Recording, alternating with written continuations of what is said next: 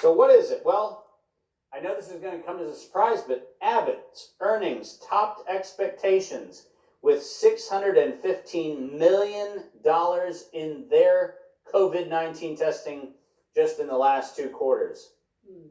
Isn't that beautiful? Isn't it lovely that their earnings topped expectations? And how about Reuters? Reuters, a U.S. patient with COVID-19 symptoms gets tested, then waits for a few weeks for results. Now it seems familiar over and over again. Commercial labs were hit hard by the pandemic. Believe that, and I've got a bridge to sell you in the middle of a swamp. But their market values have recovered sharply. Oh, have they really? Let's look. Within a month of its early March high, just over $15 billion, Quest fell by around a third, but is now at $17 billion. So it was at $15 billion. It was at $15 billion. Now $17 billion. LabCorp, too, has recouped its pre-pandemic peak of $19 billion. Coronavirus diagnosis has more than filled the gap left by other procedures. But, Kim, we ask ourselves, I wonder how coronavirus testing is filling this gap. Well, let's answer the question, shall we? No wonder testing is lucrative. By the way, not my words, Reuters here. This is real news. This is fact-checkable because it's actually published in a mainstream media publication, which means it's real. You ready for this? Last year, Quest made on average $42 in revenue per procedure based on numbers from its financial filings. And the average processing cost was $29.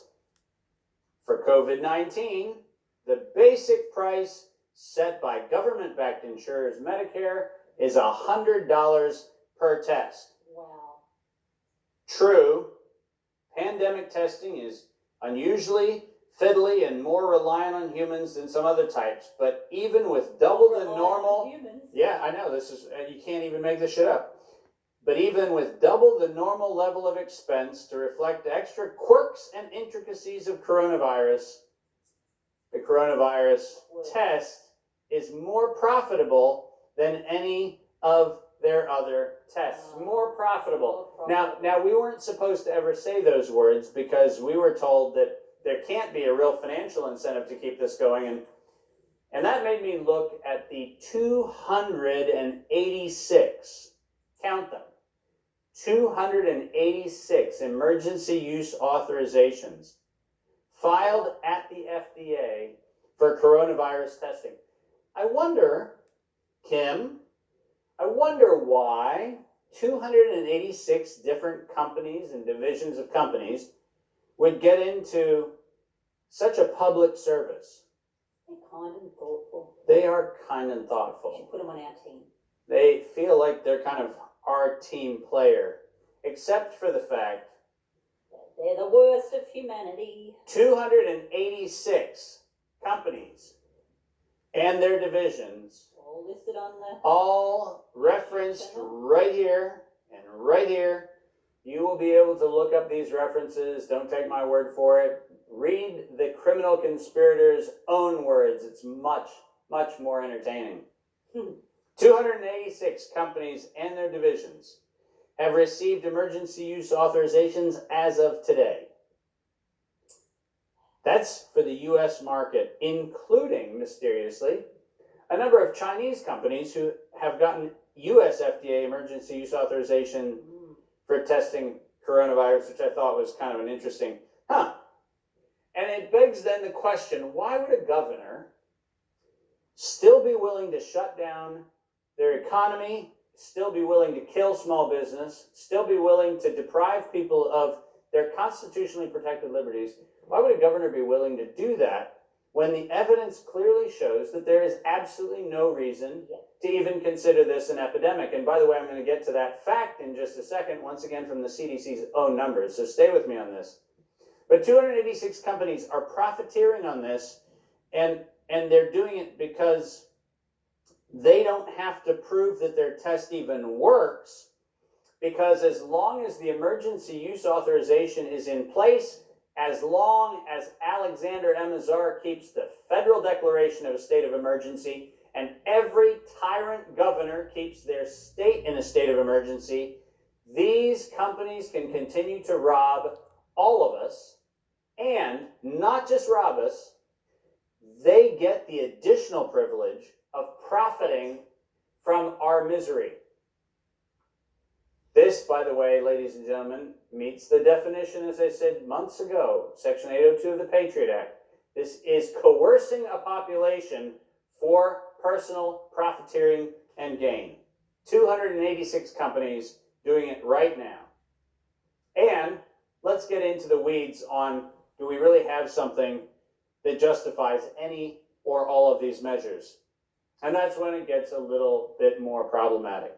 Based on the published sensitivity and specificity data out of the emergency use authorizations, which, yes, I read, out of the 79.6 million tests performed, with 6.8 million, just stop for a second, 6.8 million that reported positive.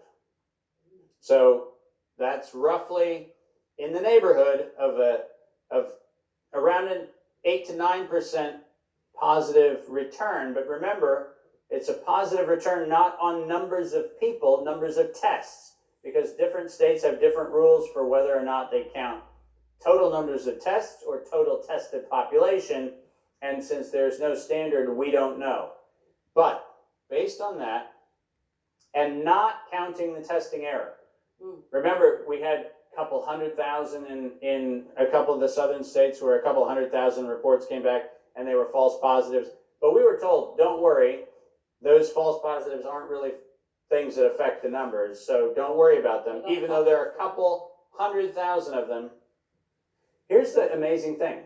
Right now, as of today, your chance of actually having symptoms from coronavirus, based on the CDC and FDA's own numbers, your chance of having symptoms is 0.004146. That is a 0.4% chance, 0.4% chance of actually having illness. Watch out. Bunker down. So here's the problem, and here's the precise nature of this particular amnesia conversation.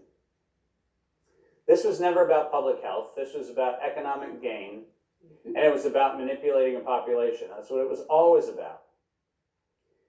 We now know, without any question, from the perpetrators themselves, this is not a Tom Cowan or Andrew Kaufman or anybody else. This is not a conspiratorial theory thing. This is actually their numbers.